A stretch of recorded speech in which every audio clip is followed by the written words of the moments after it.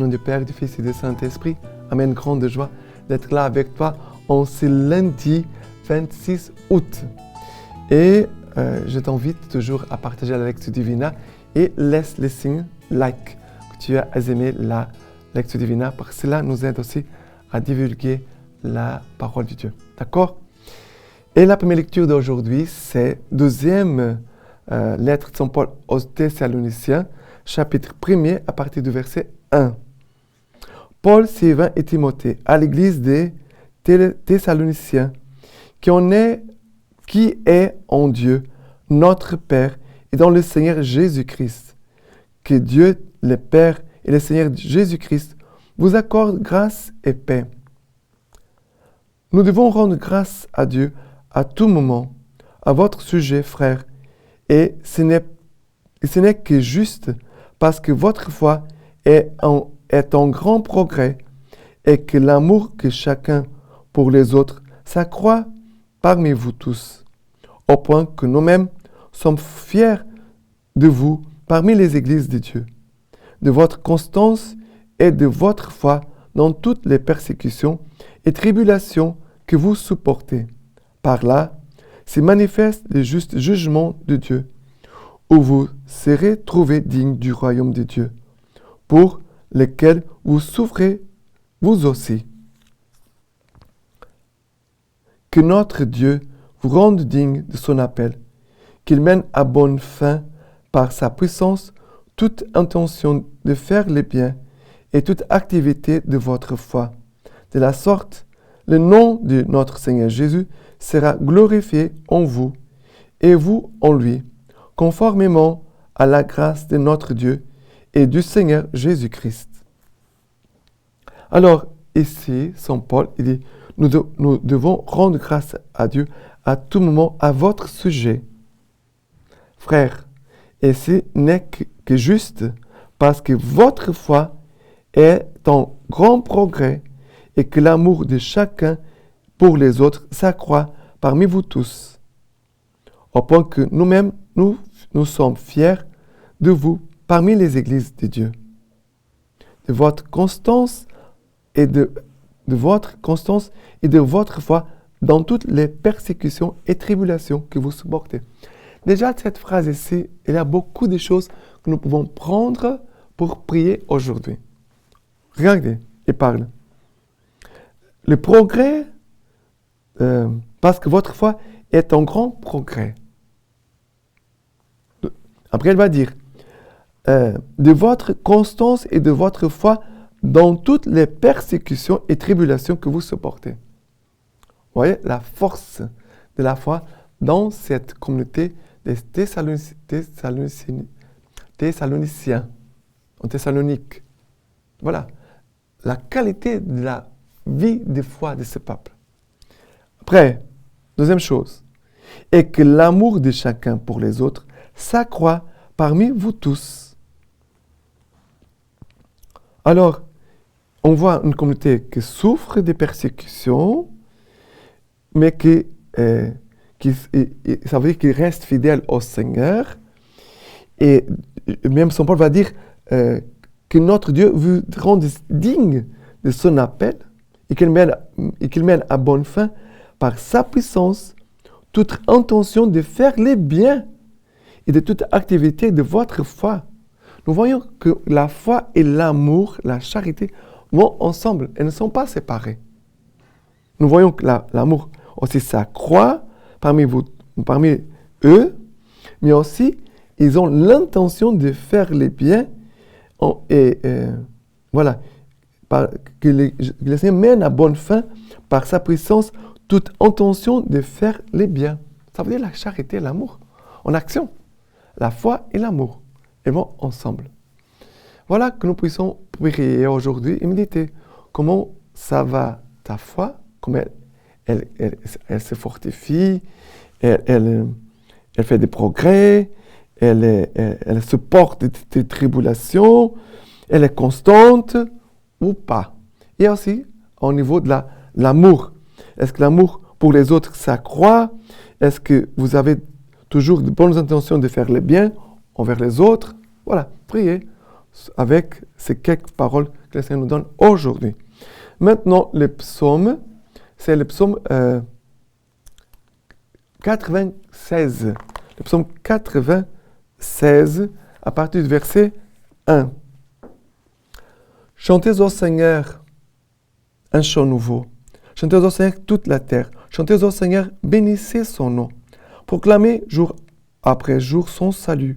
Racontez aux païens sa gloire. À tous les peuples ses merveilles. Grand est le Seigneur et louable hautement. Redoutable, lui, par-dessus tous les dieux. Néant tous les dieux des nations. Alors ici, on nous invite à chanter un chant nouveau. Un chant nouveau, c'est un cœur nouveau, un amour nouveau, un cœur renouvelé, une foi renouvelée, fortifiée, une charité renouvelée. Voilà, que l'Esprit Saint puisse venir aujourd'hui renouveler, fortifier, affermir en nous, en toi, la foi et aussi la charité. OK? Et l'évangile d'aujourd'hui, c'est Matthieu chapitre 23, à partir du verset 13. Malheur à vous, scribes et pharisiens, hypocrites, qui fermez aux hommes les royaumes des cieux. Vous n'entrez certes par vous-même, et vous ne laissez même pas entrer ceux qui les voudraient. Malheur à vous, scribes et pharisiens hypocrites, qui parcourez mer et continent pour gagner un prosélyte, et quand vous l'avez gagné, vous le rendez digne de la géhenne 2 fois plus que vous, mon Dieu. Malheur à vous, guides aveugles, qui dites, si l'on jure par les sanctuaires, cela ne compte pas, mais si l'on jure par l'or du sanctuaire, on est tenu, encensé et aveugle. Quel est donc le plus digne, l'or ou le sanctuaire, qui a rendu cet or sacré? Vous dites encore, si l'on jure par l'autel, cela ne compte pas. Mais si l'on jure par l'offrande qui est dessus, on est tenu, aveugle. Quel est donc le plus digne, l'offrande ou l'autel qui rend cette offrande sacrée? Aussi bien jurer par l'autel, c'est jurer par lui et par tout ce qui est dessus. Jurer par le sanctuaire, c'est jurer par lui et par celui qui l'habite. Jurer par le ciel, c'est jurer par le trône de Dieu et par celui qui y siège. Alors ici, Jésus parle, malheur à vous, scribes et pharisiens hypocrites. Malheur à vous, guides aveugles, qui dites que si l'on jure par les sanctuaires, cela ne compte pas. Malheur à vous, scribes et pharisiens hypocrites, qui parcourez mers et continents pour gagner un prosélyte, et quand vous l'avez gagné, vous le rendez digne de la géhenne 2 fois plus que vous. Mon Dieu! Ça veut dire qu'ici, les scribes et les pharisiens, ils avaient une charge d'enseignement. Les scribes, et les pharisiens, c'était des hommes de la loi, de la parole de Dieu. Ce n'était pas le petit peuple qui ne connaît pas grand-chose. C'étaient des gens formés, illettrés, qui connaissaient la parole, les lois que Dieu avait confiées à Moïse pour le peuple d'Israël. Cette loi qui allait le peuple à bien vivre unis à Dieu et d'y entrer dans la terre promise, de ne pas se mêler avec des païens, des idoles, qui allaient garder ce peuple dans une foi sans reproche. Et on le voit qu'ils sont perdus. Les scribes et les pharisiens, ils étaient tellement proches, on pourrait dire, ils étaient si proches, on pourrait dire, de l'église, de l'autel, ils vont se perdre. Ils vont corrompre aussi ceux qui sont proches d'eux. Mon Dieu, quelque chose affreuse. C'est les gens qui sont dans l'église ne vivent pas la foi parce que nous sommes tous des pécheurs, d'accord? Moi aussi, je suis pécheur. Mais je veux faire un chemin de sainteté. Je veux vivre ce qui plaît à Dieu. Je cherche Dieu, je cherche la volonté de Dieu. Voilà. Je veux avancer. Non pas me corrompre et essayer de corrompre les autres. Ça veut dire que je suis en train de faire un chemin vers l'enfer et je veux conduire les autres vers l'enfer, vers le péché aussi. Mon Dieu, ce n'est pas possible.